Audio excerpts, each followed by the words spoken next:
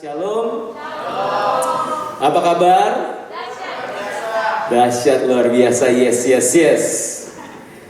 Happy belated Valentine buat yang merayakan. Yang jomblo jangan berkecil hati.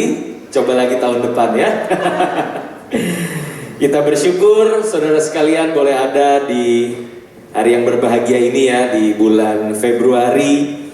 Dan tentunya tanggal 14 yang lalu biasanya identik dengan hari Valentine, dan setiap kita bersuka cita ya, walaupun mungkin masih single tapi tetap bertukar coklat ya dengan rekan kerja, dengan sahabat, atau mungkin juga dengan gebetan ya.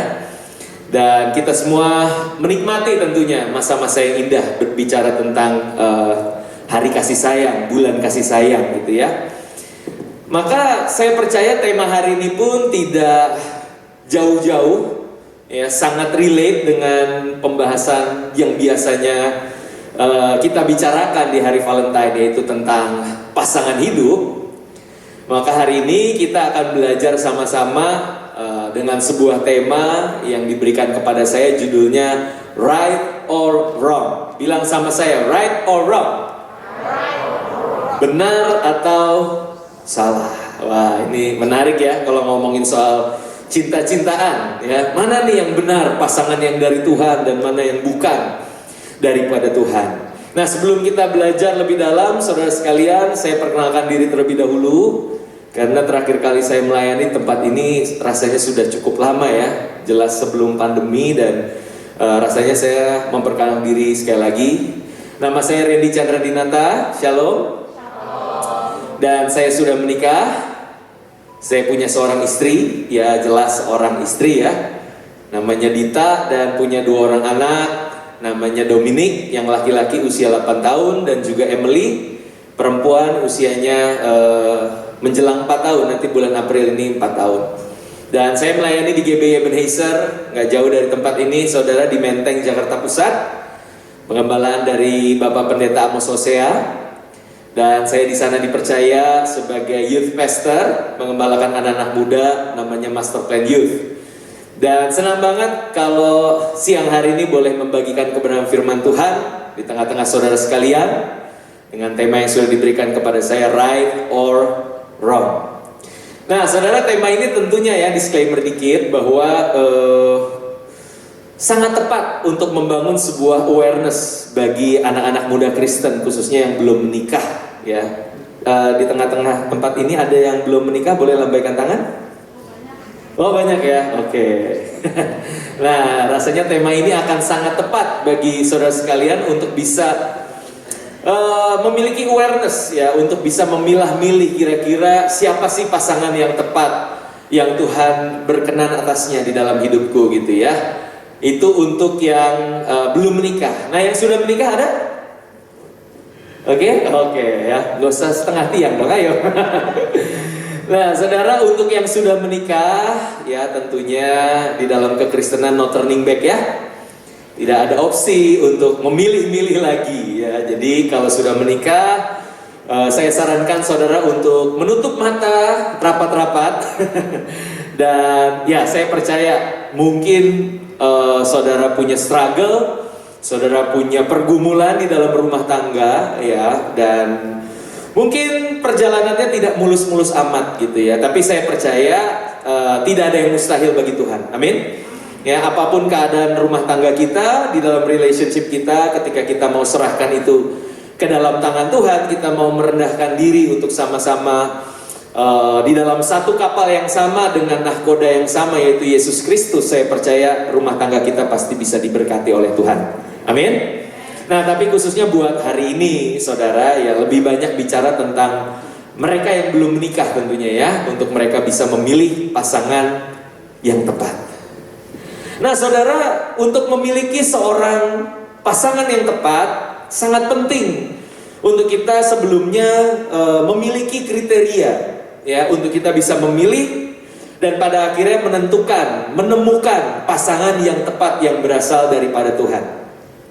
Kenapa ini penting saudara? Karena gini, dengan siapa kita menjalin sebuah hubungan ya, dan seperti apa nanti relationship kita, gaya berpacaran kita, itu akan sangat menentukan, ya.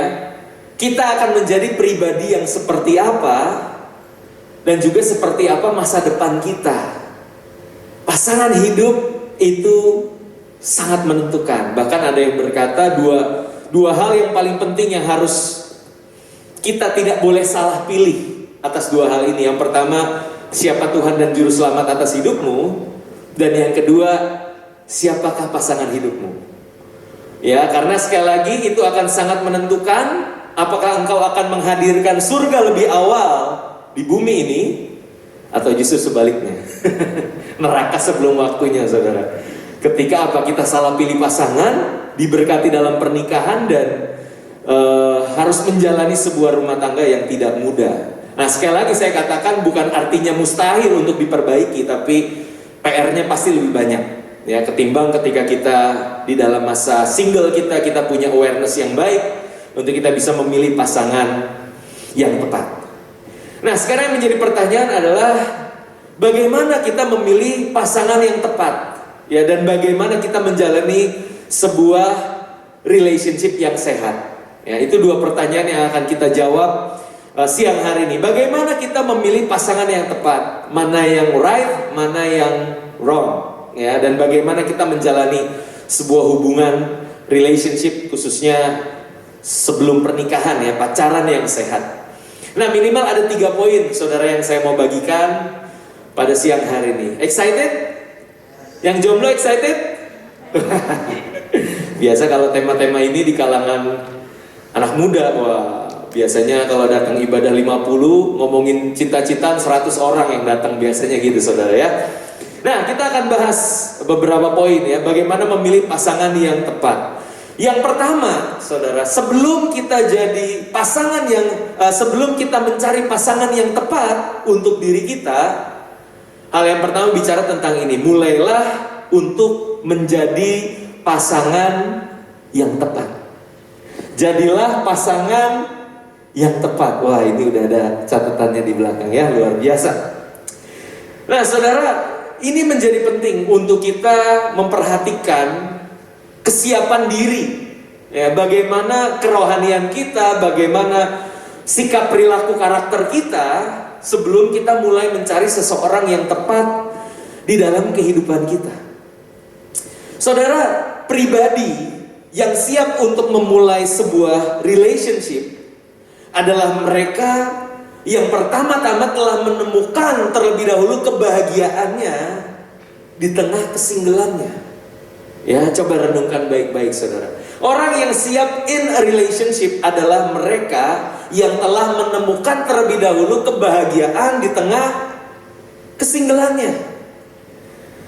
Nah, kita percaya tentunya sebagai anak Tuhan bahwa kebahagiaan yang kita peroleh, yaitu kebahagiaan yang sejati, hanya bisa kita temukan di dalam Tuhan.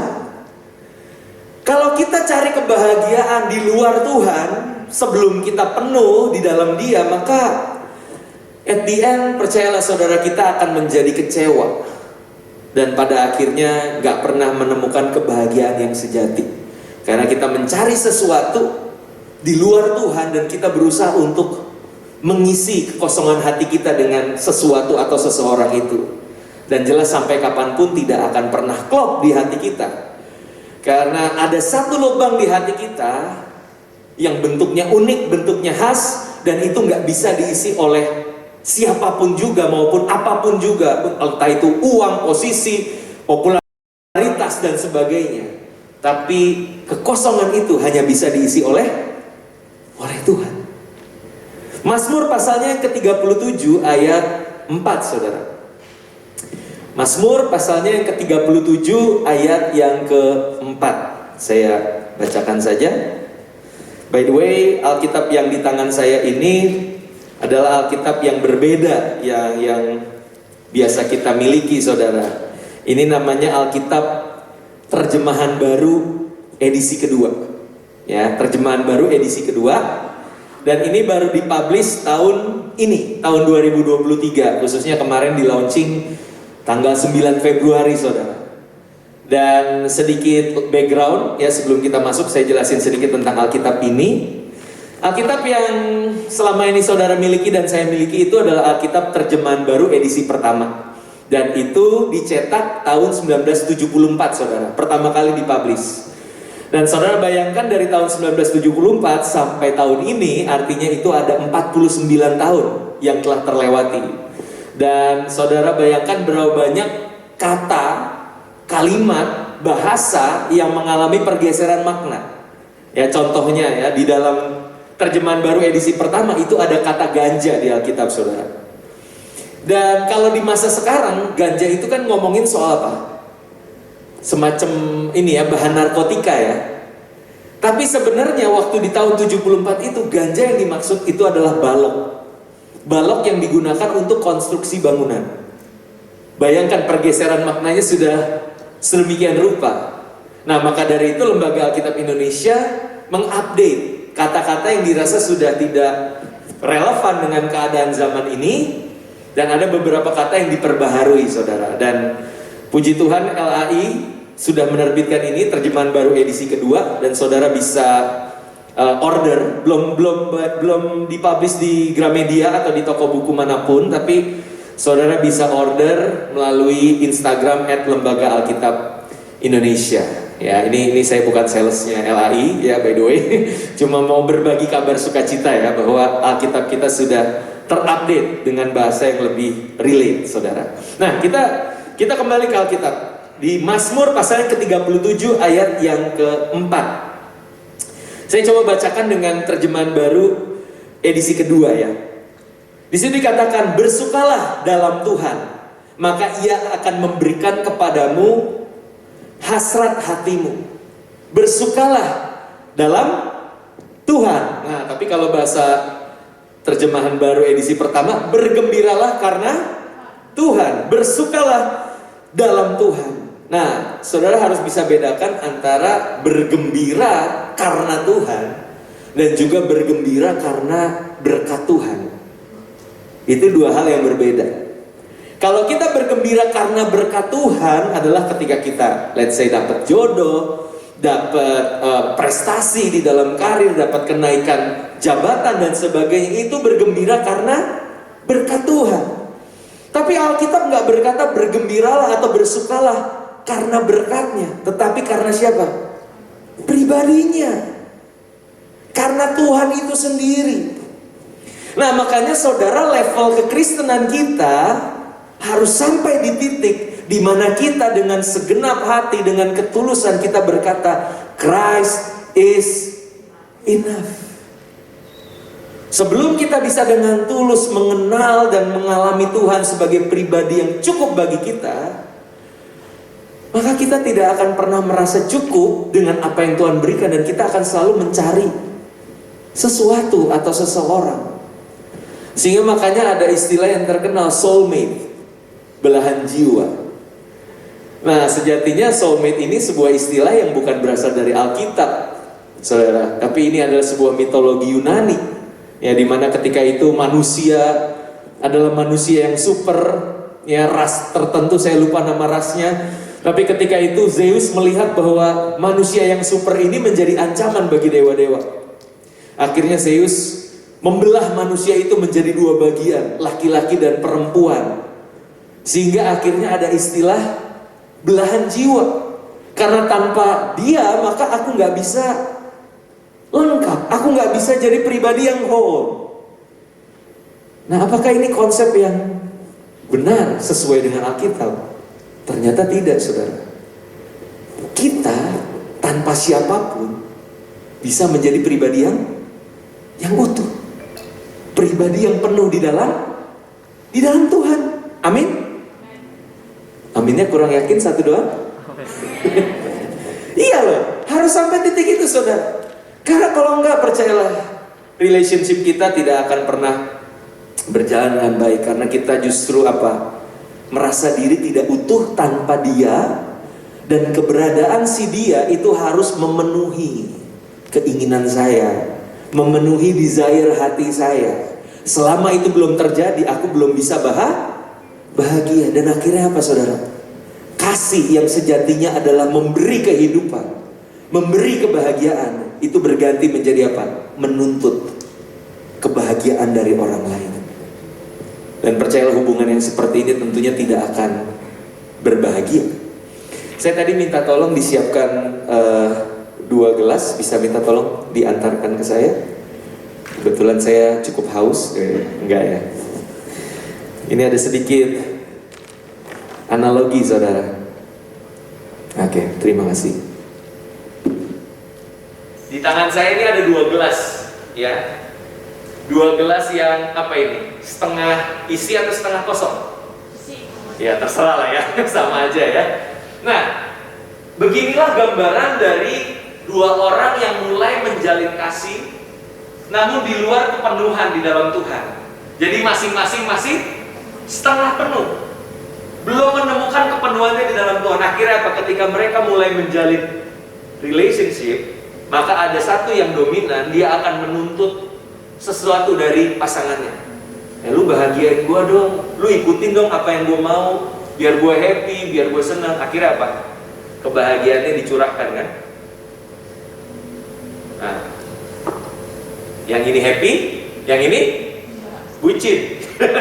Yang ini menderita, yang ini gak happy. Dia merasa kayak enak banget lu, apa-apa diturutin, lu yang salah gue yang minta maaf, dan seterusnya kan. Akhirnya dia gak terima. Dia bilang apa? Gantian dong, lu gantian muasin gue, bahagiain gue. Akhirnya apa? Ya udah, wah terus. Kira-kira bakal bisa penuh gak dua-duanya? Gak ada, gak bisa penuh. Yang ada akan saling menyakiti satu dengan yang lain, saling melukai satu dengan yang lain. Tapi saudara bayangkan jika 2 gelas ini dalam kondisi yang penuh oleh kasih Tuhan, masing-masing sudah penuh, lalu mereka mulai menjalin sebuah hubungan, apa yang terjadi? Dari kepenuhan kasih mereka itu akan mengalir keluar. Dan orang-orang di sekitarnya akan diberkati lewat hubungan mereka. Amin. Ya, dan ini yang saya rindukan dan saudara semua harus alami. Kepenuhan di dalam Tuhan. Sehingga apa? Saudara sudah menjadi pribadi yang siap untuk in relationship, dan saudara menemukan pribadi lain yang juga siap untuk in relationship. Dari situ saya percaya hubungan kita akan jadi berkat buat banyak orang. Amin. Itu yang pertama, saudara. Jadilah pasangan yang tepat. Nah, yang kedua, bagaimana kita memilih pasangan yang tepat dan menjalaninya sesuai dengan pimpinan Tuhan. Yang kedua adalah ini, saudara, miliki alasan yang tepat. Ya, miliki apa? Alasan yang tepat. Nah, ada beberapa hal ya. Saya suka bikin quotes di Instagram ya. Saya suka disebut sebagai pastorgram. Jadi pastor yang menggunakan Instagram untuk menyampaikan firman Tuhan, dan saya suka bikin quotes, saudara, bikin kata-kata ini ya yang bisa memberkati gitu. Nah, salah satunya, saudara, alasan yang tepat untuk memulai sebuah relationship adalah ini: menyadari bahwa menjalin hubungan itu bukan karena kesepian, melainkan karena kesiapan. Nah, oleh karena itu, saudara, fokuslah kepada diri sendiri untuk menjadi pribadi yang bertanggung jawab dan siap di mata Tuhan, sehingga pada waktunya nanti, pada kairosnya Tuhan, Tuhan akan pertemukan kita dengan pasangan yang tepat. Amin, saudara. Ya, fokus sama diri sendiri, bagaimana kita mengimprove setiap keberadaan diri kita, setiap potensi kita kembangkan sebaik mungkin. Ya, saudara lihat ketika Adam contohnya ya di Taman Eden, dia fokus untuk menjalankan mandat yang daripada Tuhan, untuk kasih nama-nama binatang saat itu kan. Dan Adam tidak dicatat tuh di dalam Alkitab, dia galau ya karena sendirian, terus main gitar di bawah pohon pengetahuan yang baik dan jahat. Dia nyanyi, Tuhan kirimkanlah aku. Enggak, saudara. Enggak dicatat demikian. Tapi Adam fokus melakukan kehendak Tuhan. Sehingga ketika Adam gak lagi fokus sama cari pasangan, Tuhan temukan dia siap untuk menjalin sebuah hubungan, maka Tuhan yang sendiri yang bilang, tidak baik jika Adam seorang diri, aku akan memberikan penolong bagi dia. Nah, seringkali kita panik kan. Waduh, si dia udah sebar undangan, si dia udah jalan-jalan kemana gitu sama pasangannya, saya masih sendiri. Nah saudara, fokuslah kepada kesiapan, bukan kesepian.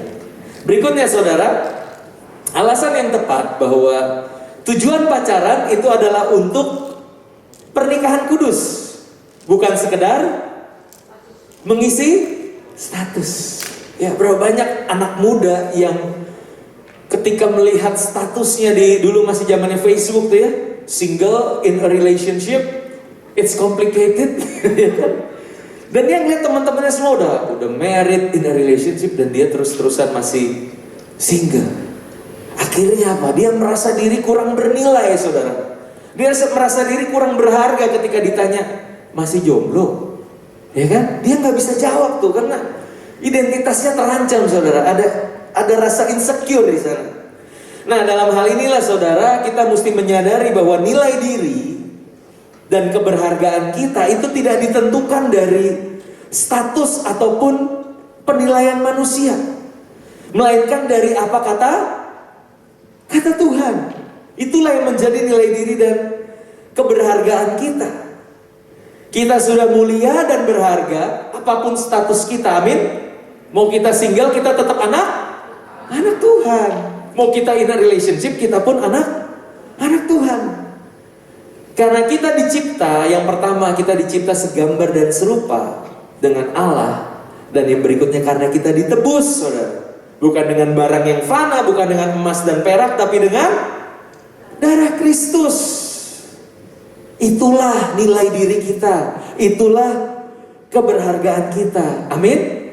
Bukan karena statusnya masih single atau udah pacaran gitu, ya.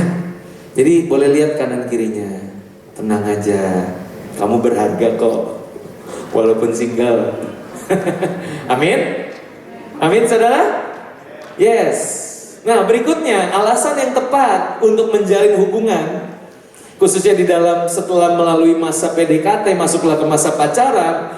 Maka tujuan pacaran itu adalah untuk proses pengudusan, saudara. Bukan hidup dalam perzinahan. Banyak orang berpikir, aduh, gue udah lama nih jomblo, yang lain udah pada tanda kutip gak perawan atau udah gak perjaka. Apa kata dunia kalau aku masih belum melakukan yang seperti dunia lakukan? Nah saudara, pacaran adalah tempat di mana kita saling dikuduskan di dalam Tuhan. Bukan justru kita malah terikat dalam perzinahan. Ya, karena ini seks itu diciptakan Tuhan adalah sesuatu yang indah, tapi harus dilakukan di waktu yang tepat, di dalam pernikahan kudus, ya, di depan Tuhan, hamba Tuhan dan juga jemaatnya, kita diberkati. Nah dari situlah kita siap untuk masuk ke dalam hubungan seks, saudara. Nah tapi tentunya pacaran itu adalah tempat di mana kita mengalami sebuah proses pengudusan lewat konflik, ya, di dalam relationship. Pastinya yang namanya hujan ya, di dalam hubungan itu tidak ada yang benar-benar cocok, pasti ada perbedaannya. Dan di dalam perbedaan itu akan muncul argumentasi, akan muncul konflik. Namun saya percaya kalau ada kasih Kristus, di situ ada respon yang benar, maka konflik yang terjadi bukan untuk menjatuhkan atau menghancurkan satu dengan yang lain, tapi justru apa?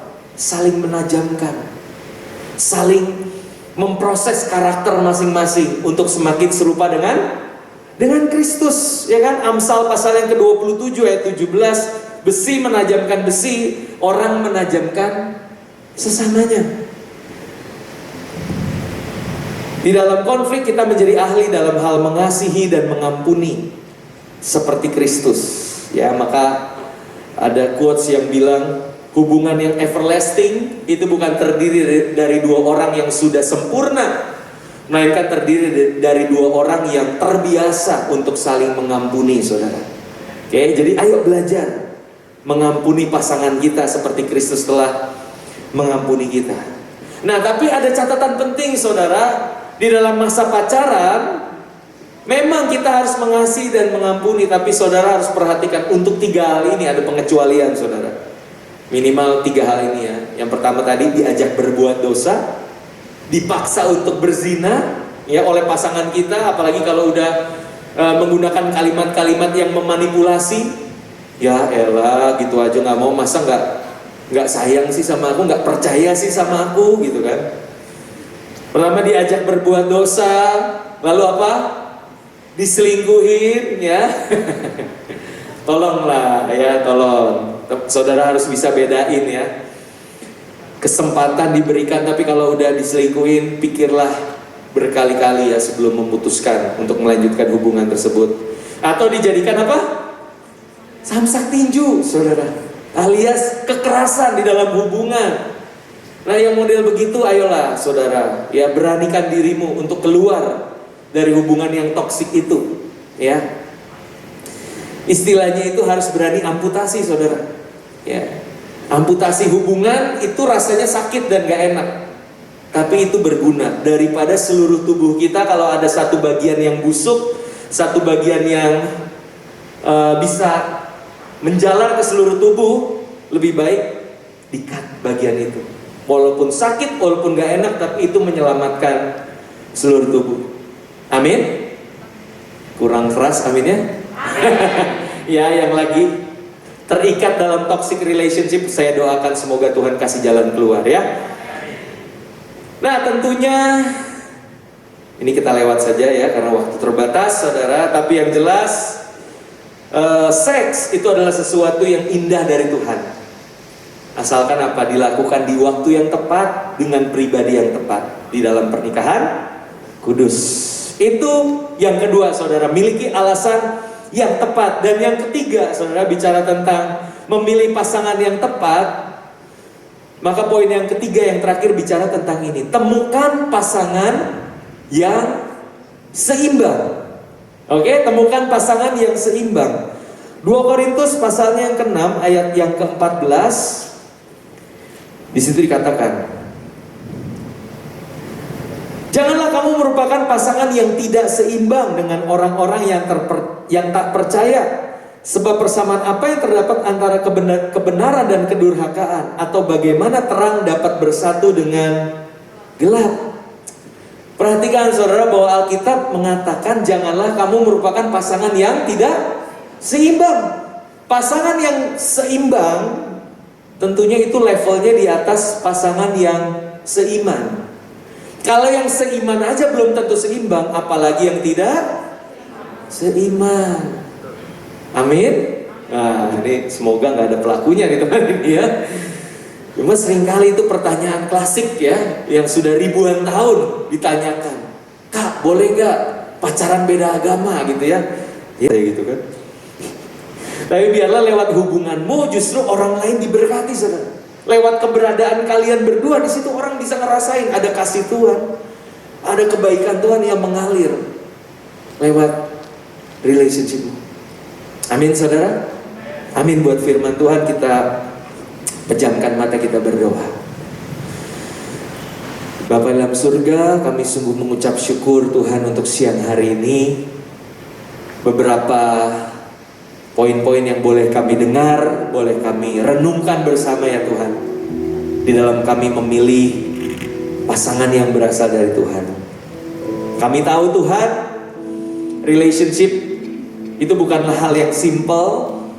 Ada banyak hal, ada banyak faktor yang mungkin membuat hubungan kami yang kami jalani tidak semulus yang dibayangkan. Tapi kami percaya Tuhan, ketika kami pribadi lepas pribadi mulai mencari wajah Tuhan, mulai lebih dalam lagi mau mengenal Engkau dan mengalami Engkau di dalam kehidupan kami, maka kami percaya ketika kami at some point bisa berkata, Christ, you are enough for me. Yesus, Engkau cukup bagiku, Engkau segala-galanya bagiku.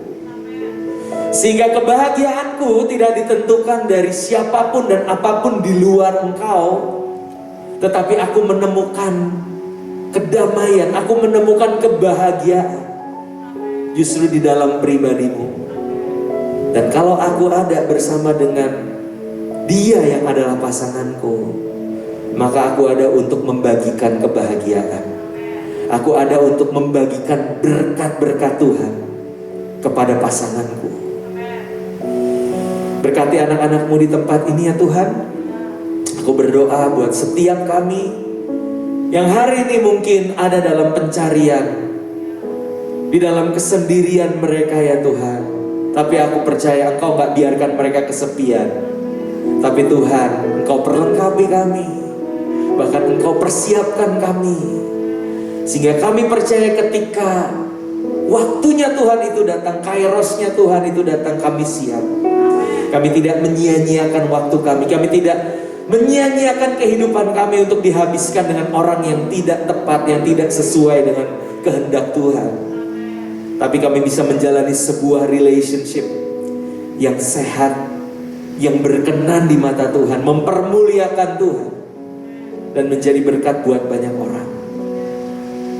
Aku berdoa juga Tuhan untuk setiap anak-anak-Mu yang saat ini sedang dalam sebuah hubungan, in a relationship apapun itu, pacaran, menikah.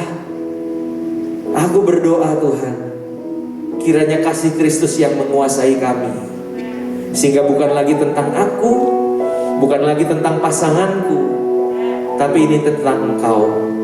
Biarlah Yesus, Engkau yang dipermuliakan, Engkau yang ditinggikan di tengah-tengah relationship kami.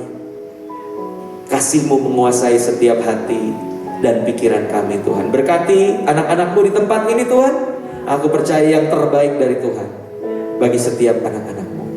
Di dalam nama Tuhan Yesus kami telah berdoa dan kami mengucap syukur. Semua yang diberkati Tuhan sama-sama kita katakan amin. Berikan kemuliaan buat Tuhan Yesus. Haleluya.